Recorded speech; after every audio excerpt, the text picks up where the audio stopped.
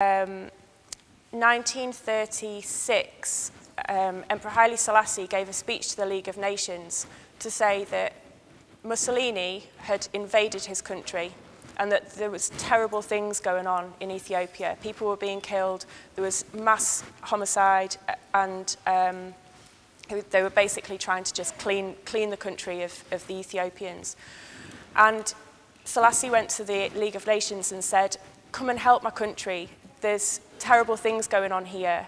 Today it's my country, but tomorrow it'll be yours." And basically wanted the world to come to his help.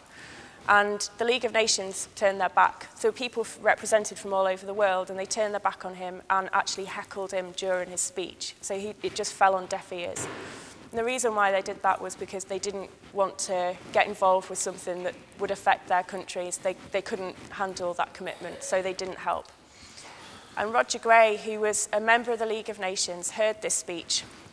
So somehow he will have got that message just down the road in Altrincham and heard in that speech something that he really believed in.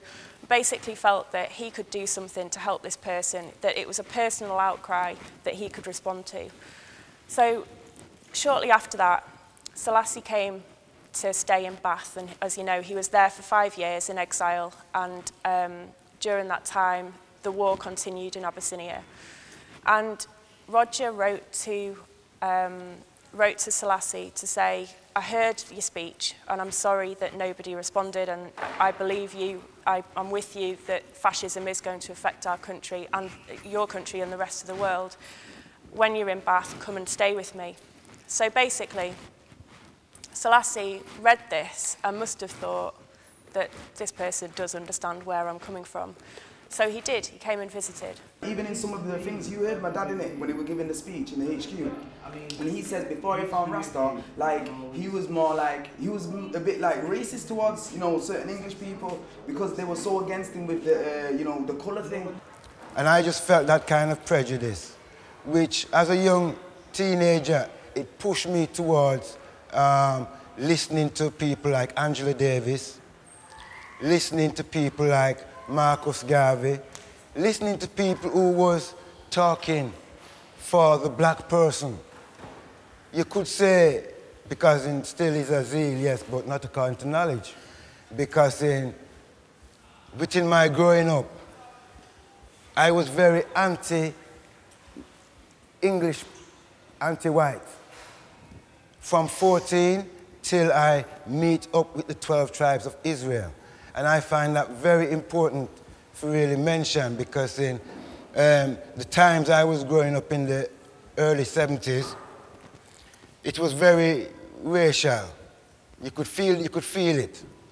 Glad to say now, everything is a lot better. Picky dreadhead, you coming to be a Rasta? You can't come here and say you want to come to be a Rasta. We're Christianity here, Christians. What did you say? But my home is in Africa.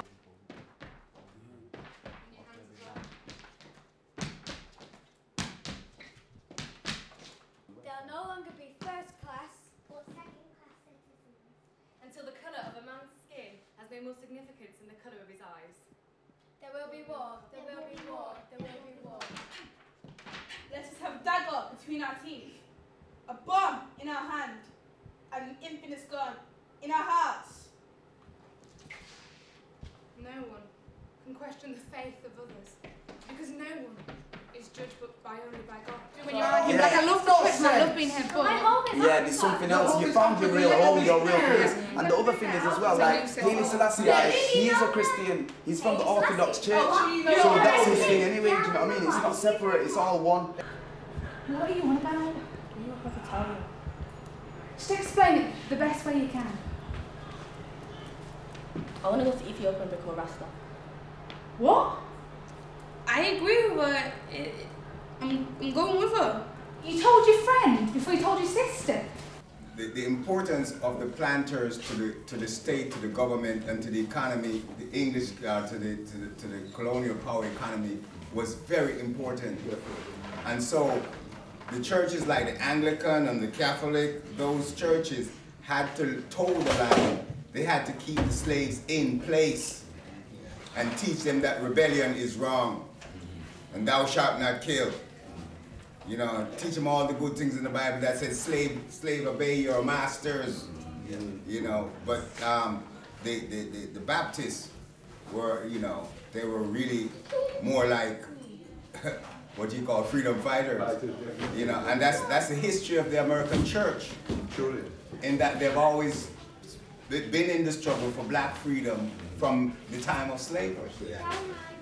It's no surprise that Marcus Garvey, when he came on the scene, had this Back to Africa movement, because people were just catching hell in the Americas, in the Caribbean. And as you know, from the day we arrived in the Caribbean or the Americas, we wanted to go back home. So as you can see, the progression that even developed into the Rasta movement today is another expression of that Back to Africa movement.